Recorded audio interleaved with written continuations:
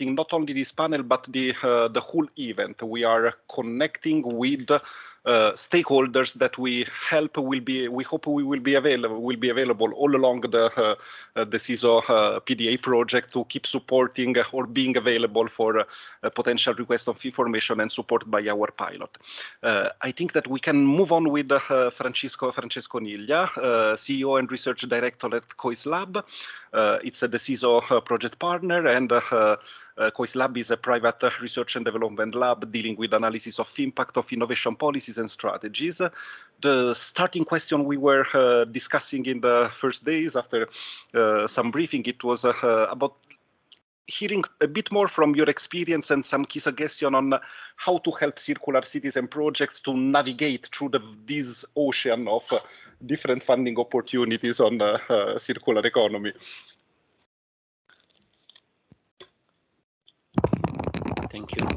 Thank you, Francesco. Can you hear me? Right. So good morning to all, and I will try to talk in 5 minutes. Well, when we think to go about funding circular economy project through some publicly available instrument, you can go for next slide, please. Well, we have just seen in the previous talk that many instruments and many programs exist, but let's say the three main programs are Horizon Europe, LIFE program, and the regional policy support. And it's not the case here to deepen the details about these programs because it will take more than 5 minutes. But since all these programs, not only these three, but all the mentioned programs before, they are characterized by constraint about the financial instruments. So they have given topics, given funding schemes, given rates of funding, given kind of cost, and all to which had all the administrative costs. It's better to focus on some factors that should be evaluated and even weighted by proposer, by the ideas generator, if they have the goal to apply for one of these financing instruments. For example, if we want to go for research and applied research, it's better to focus on Horizon Europe. If we want to implement a best practice, the LIFE program is the best one. And or if we want to fund a greener, low carbon, it's a transitioning from net to zero net carbon economy, there is the regional policy support.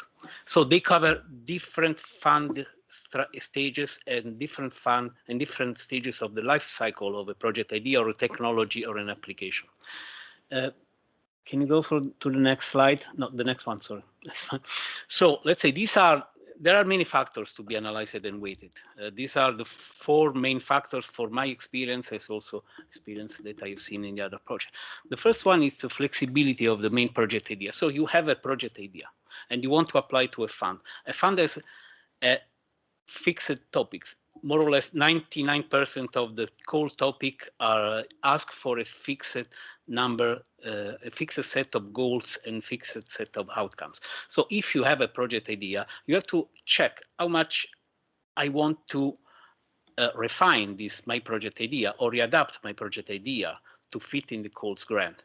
And this includes not only the goals, it could be including also the partnership. Maybe you have too many different consortium partners or core partners that do not fit in that core topic, or the timing. Maybe you need 2, 3, or 4 years, and the core topic is limited to only 1 year. You have to check this. The second is the second factor. I go to the relevance of factors. Is the strength of the potential market. Let's say you start with a market analysis and with the scouted needs of your solution or your clients.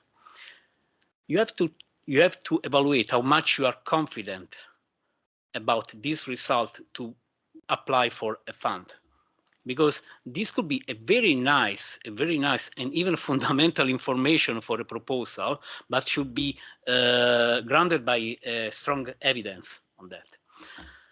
Then the third one is about competence and availability of solutions. So let's say you have a a potential part of a solution, a potential part of a project idea, or you own a prototype or concept idea, or you want to implement a policy you have drafted within your activities, you can include it into a broader idea in a broader call. So also this kind of information could be analyzed when looking at the call and analyzing the call text.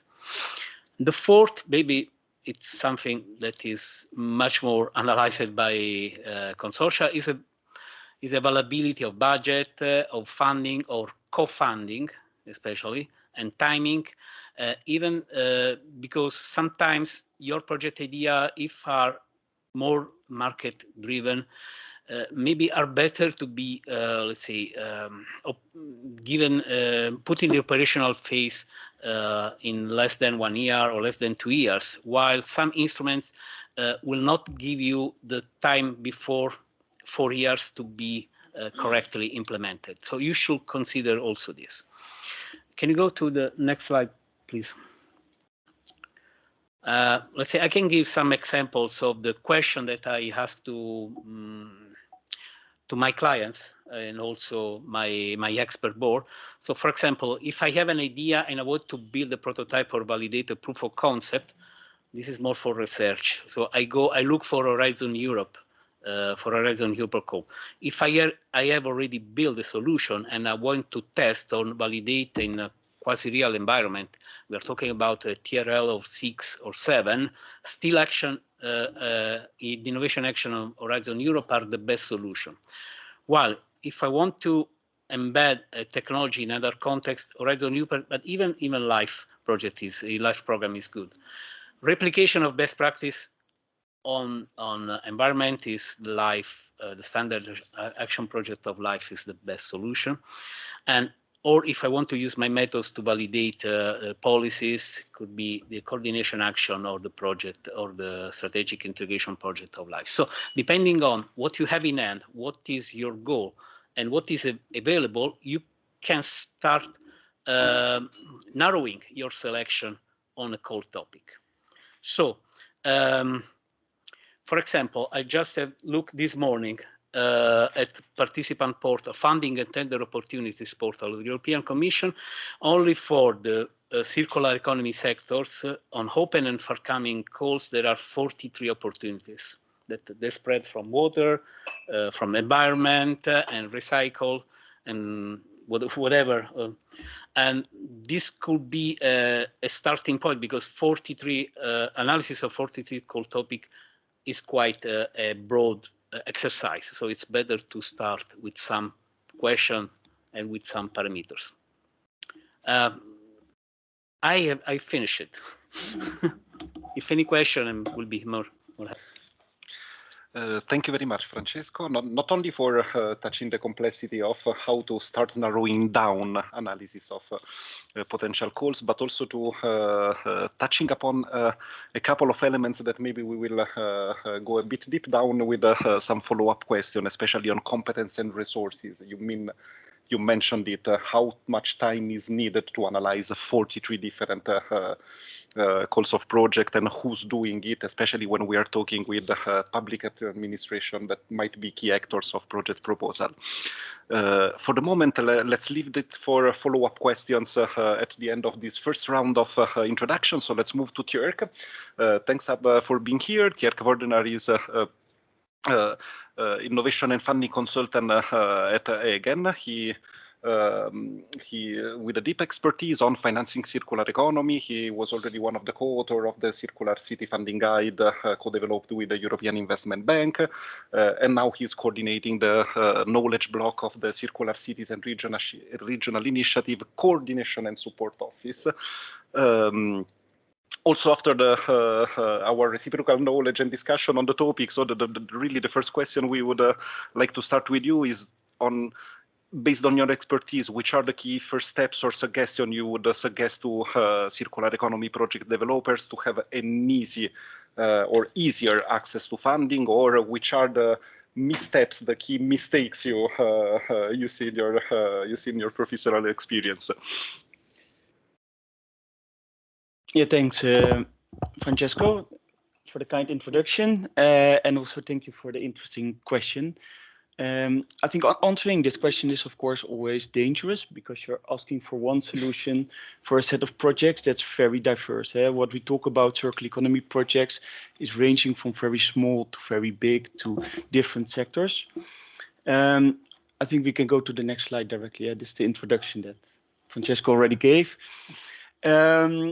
But I think what is important when we look at circular economy at the current stage is that we are really at a stage where we have to move from small scale piloting to large scale solutions, large demo projects, or actually commercialization of projects already.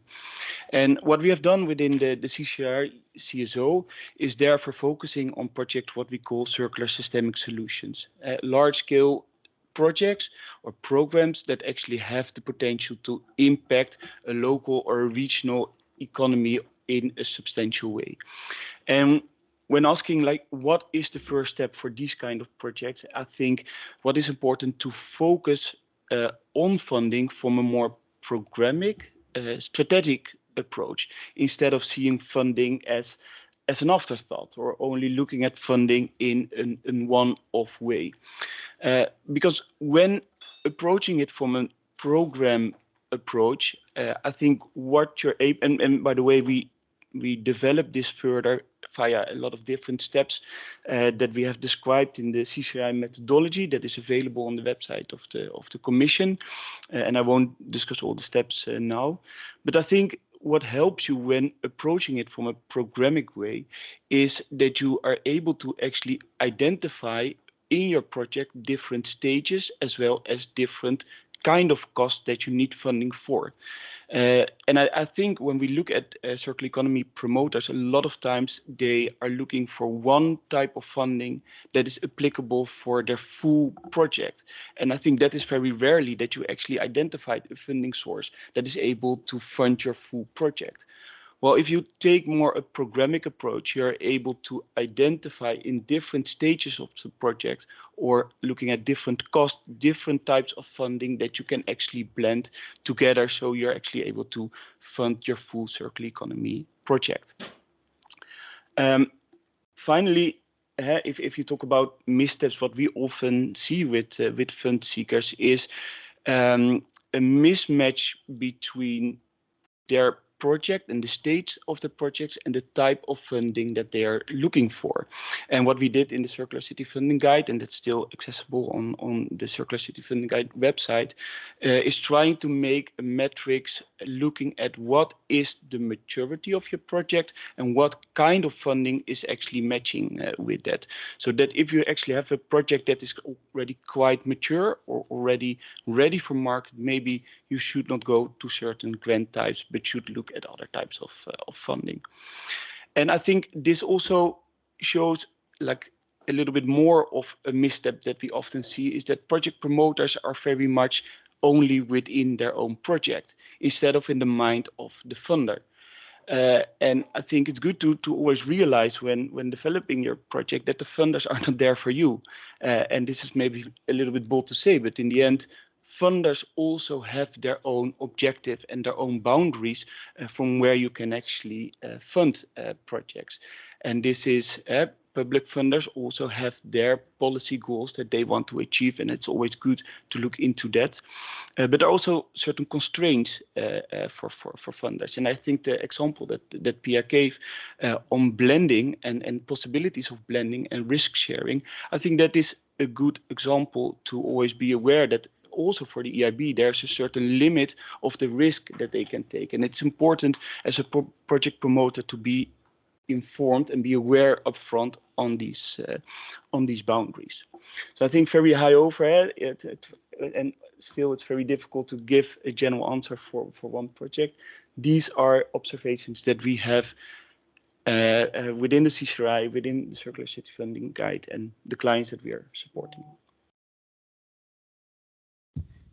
Thank you very much, Tjerk. This was fully in line with the expectation of a first discussion panel, which ambitions are to start a discussion within interested stakeholders. So I think you mentioned one of the you add another layer of complexity, which is the one of not only, I wouldn't just call them constraints of funders, but it's really matching needs and objectives of fund seekers and funders. This is one of the core topic. Maybe we can have one follow-up question before the first round, but let's close the first round of introduction from speakers with Anna Brussa. She's deep demonstration teams orchestrator at Climate Kick, long history of working in government administration and international environments. Very briefly about the deep demonstrations project from Climate Kick, but Anna can tell us a bit more about them. They are large scale, aimed to facilitate system innovation for Europe's most ambitious challenge owners, so local authorities, ministries, industries, community leaders, and funders. And my first question would be really starting from this complex experience of multiple stakeholders gathering through the deep demonstration sites. What do you think would be the key elements to innovate funding approaches towards fast decarbonization and climate adaptation, but also a bit to follow up on the question that Tjerk was opening about how to find a better matching of funders and fund seeker needs. Anna, I hope you're with us. Yes, hi everyone. I don't know, can you see me, guys? Yes, we can see you. Yeah, wonderful, wonderful. I'm so excited to be there with you, even though not in person, but still, it's an amazing and inspiring event, and the topic is something that I think that we should bring more and more these days, because it's just one of the most important things, like how to mobilize funding for what we need to achieve right now these days. And thank you for your kind invitation for making it work. Yeah, I work for Climate Kick, which is the biggest European climate innovation initiative. And actually also one of the oldest kicks in the EIT family. And actually the circular economy has always been a focus area for all the kicks. And we have made an effort to map everything what we are doing all together, like with other 5 kicks, so altogether 6 kicks. We've mapped everything that we are doing, have been doing to make our community more circular. And if you maybe know the webpage of EIT Circular Economy, you will find 2 interactive tools there, which are interactive system maps. One of them is about all the programs, initiatives, projects, solutions, innovations that the EIT community have been supporting and working on throughout all the years before, and also some of them are still active. So I think it actually allows you to do a little bit of the analysis around what have we been investing in, and what does that tell us? How were we able all together to influence the systems that we are working with from the perspective of the circularity. The other map is about initiatives, like European stakeholders initiatives in the portfolios of 8 of those. And this is actually also a great source of understanding what the funders in Europe are after. What is it that actually the different organizations are looking for, and what is it that they are funding? And I love actually scrolling this map because it is an interactive Kumu map that allows you to zoom in, zoom out, and see those different interrelations and connectedness between the initiatives and programs and so on. So, but this is just to sort of to do a little bit of the introduction about what the Climate Kick and the EIT community, like why are we even there in this area? but very very early in the stages of the development of each of the community and innovation initiatives, we've actually understood that circular economy is a cross-cutting issue, and we need to merge our efforts and work together. The thing is that it is not a standalone issue, and we understand that because of the fact that climate change is more real than ever, we also see and understand our role, that we need to be and more and play more and more a role of an uncomfortable friend in all of this puzzle and ecosystem. It's not only like we need to push not to play safe or reinforce what is already known and what is already there. It's not just to design a better horse. It's actually about like really accelerating efforts on each and every front to be able to see the real change and the impact.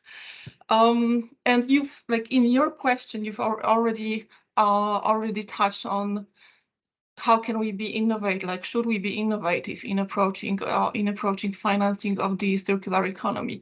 I think that there's no other way right now than being applying innovative and new approaches by everyone to achieve climate neutrality by 2050.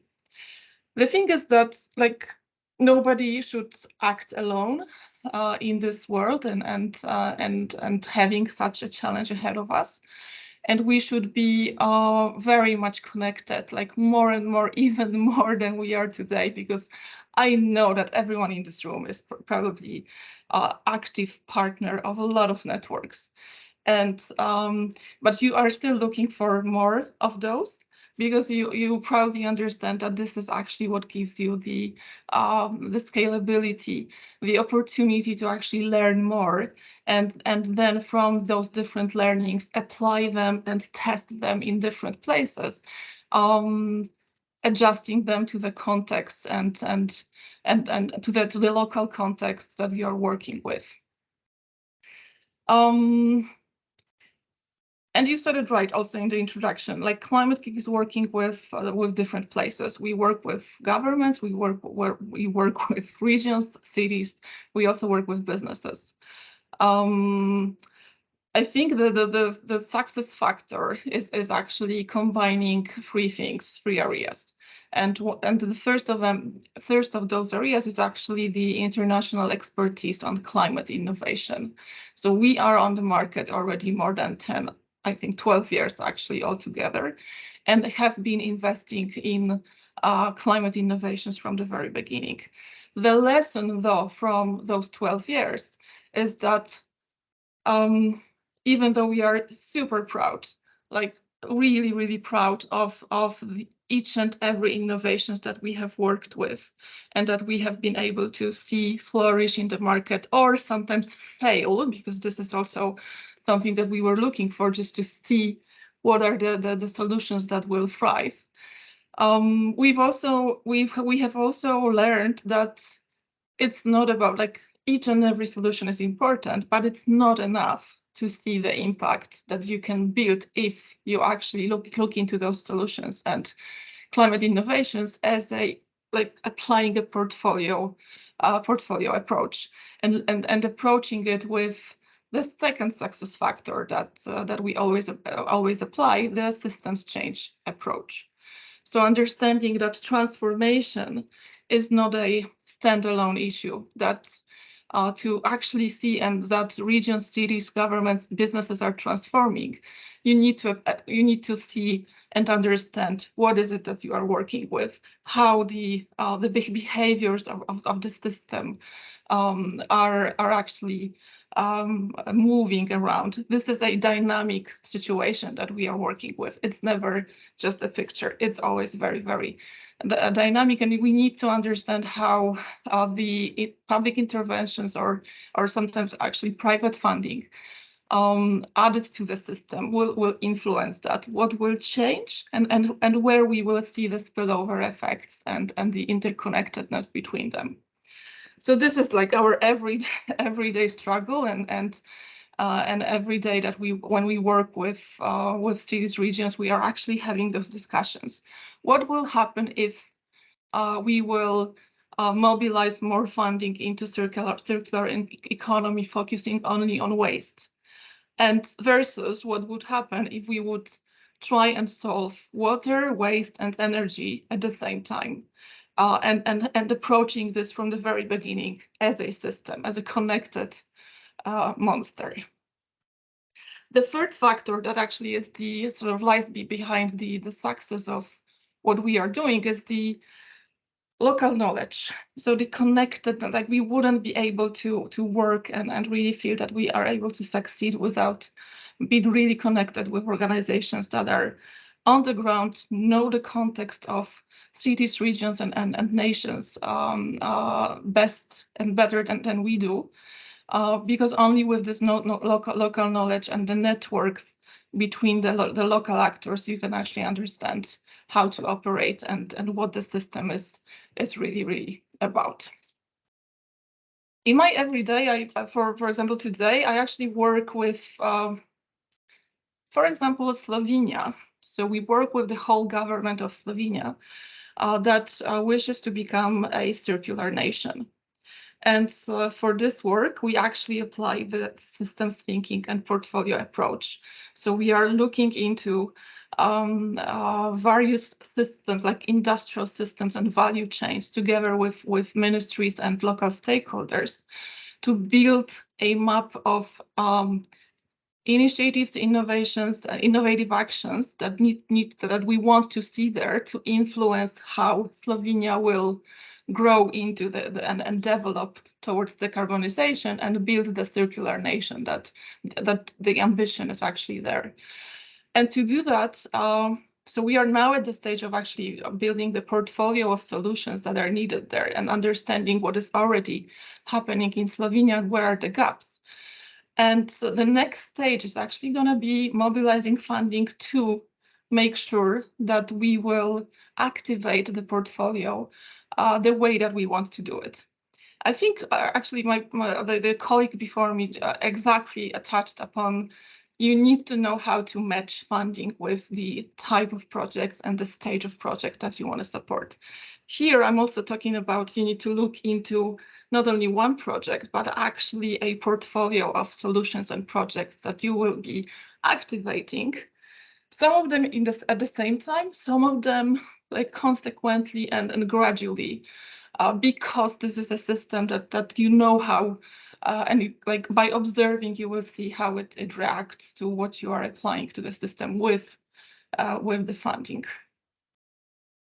And last but not least, yeah, this is a tough challenge and an everyday struggle. Actually, there are no answers, and it is a journey of trying opening doors, more doors, and seeing what is actually working, and which of the financial instruments is the best actually to apply in this context or another.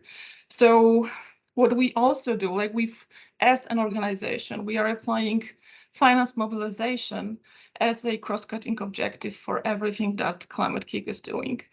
And we are also aware of the fact that we need to innovate ourselves, and this is why we have started and still supporting the TransCap initiative. This is a transformative capital initiative, which is about creating and adding to what already exists in the market. So the impact investing and sustainability financing. We want to add the systemic investing to this picture to make sure that that the finance institutions globally are actually understanding and see and are able to do what Pia was telling us at the very beginning. We need to triple, if not quadruple, the investments that go towards climate change, like fighting climate change and making the circular economy real. So we are also investing into being innovative and building this transformation capital initiative.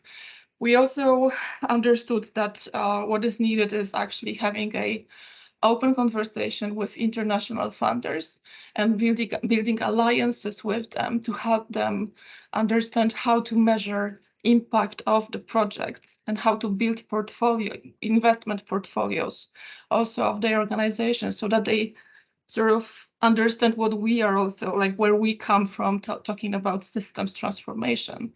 So we do a lot of things around building funding alliances globally. And for example, also attract and collaborate with more and more finance sector innovators, like, for example, Bankers Without Boundaries, trying to design with them solutions for the finance mobilization for circularity and climate change when working with cities and when working with regions. And I would stop there. And thank you for this moment, for your attention, and I'm very much looking forward for the discussion. Thank you very much, Anna. It was very comprehensive and clear, and I'm very happy we're having in the same room key stakeholders from Circular Cities and Regions Initiative PDA projects, some representative of the Coordination and Support Office, because I really think that there's a need of finding and building common languages. So what you mentioned, portfolio approach, has a lot of resonance in what the CCRI defines as a circular systemic solution and a road mapping for pilot and fellow cities and regions. And I really hope this today's event is one of the blocks of this dialogue that already started among key stakeholders, but that needs to move forward in not standardizing, but at least building and refining a common glossary that helps also circular economy project developers to approach more easily and not needing different vocabularies for different funding programs, instruments, or technical advisory platform. Let's move to question and answer from the audience. I don't see any question from online participants for the moment. Any curiosity from participants here? Oh. Here they are. So, for my opinion, there is an... So, anonymous question. From my experience, there isn't a big problem to find funding for research and development or upscaling of existing production. Where I find the critical gap in financing is when you have a prototype in lab and you need to build the first demonstration line. Is there going to be some improvement in this area? I'm not sure who to address this. Maybe, I don't know if Francesco or Tjerk, you want to keep up? Well, I don't know if I am the proper person to speak here. I was interested, maybe somebody from the Commission or the EIB is aware of whether there are good instruments for demonstration. I think, to my knowledge, this is something that has been often addressed, and I think there have been attempts of these programs, for example, LIFE, to fund more demonstration projects. Whether it's enough, I don't know. Yeah. Yeah, maybe you have something to add. Yes, thank you. So yes, indeed, we have different instruments available in the European Investment Bank. So we need to see that what kind of project it is and what kind of risk it is bearing. So please feel free wherever you are, the one who made the question.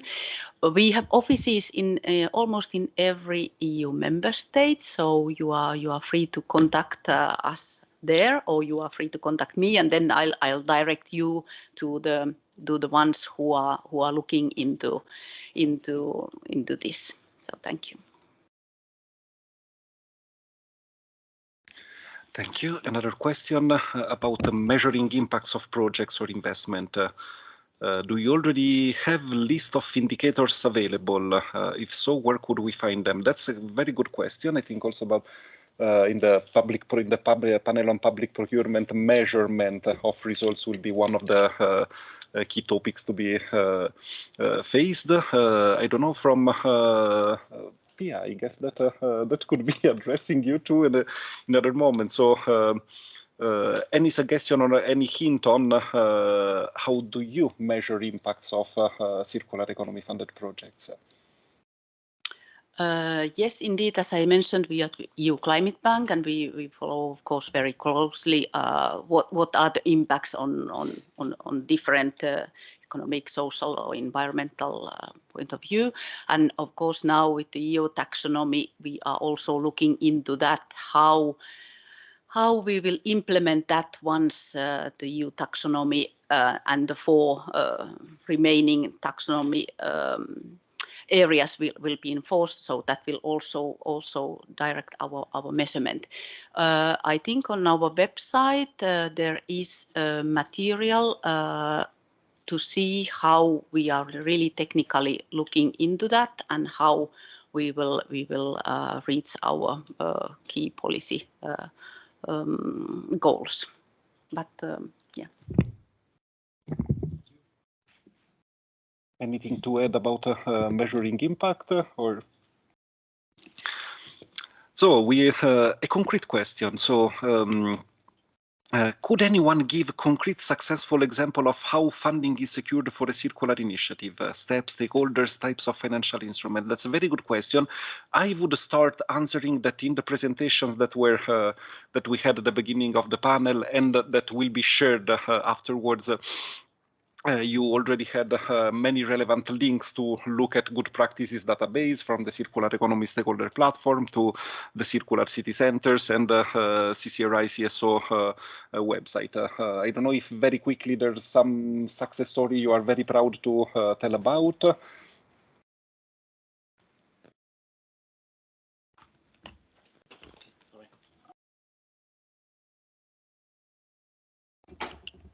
Well, there are several success stories in the LIFE program, and also in the they are visible in the portal of Financing the Circular Economy of the European Commission, which I'm not proud of because I mean, I was not the main player, but I mean there are a lot. There are a lot. You can see which different stage of the and different kind of the circular economy projects have been funded, because it depends on the kind of, if we go on the net zero carbon, or if we go on water, on land, or in recycling. There are different kind of stakeholders and funding instruments. So they exist. Yeah. Maybe a small addition to that, also involving the LIFE program, but also aligning with what I said before. In the Netherlands, there's a waste management company that wanted to start recycling the plastic waste that they collected, and they really tried not to recycle that low quality, but the aim was really like foil to foil recycling, so consumer fuels to consumer fuels. And they were able to start doing their research with a lot of national funding, and then they wanted to go to a demonstration project and managed to secure LIFE funding for that. So they were actually able to build quite a large plant in the Netherlands, a demonstration plant. But then they found out, okay, even we have this plant now here, and that's nice. We have the CAPEX funding from the LIFE program, but the quality of the material is actually not good enough yet. And what they then did is actually set up a consortia just for doing these tests together, building a network, building actually a supply chain of towards the end consumer. And because they were able to actually get that coordination cost and these testing costs covered, I think they were actually able to manage earlier to get the quality of the material out of the demonstration plant, such that it can be actually implemented in the market. I think the most successful examples of projects that have been able to attract funding have been able to combine this kind of funding.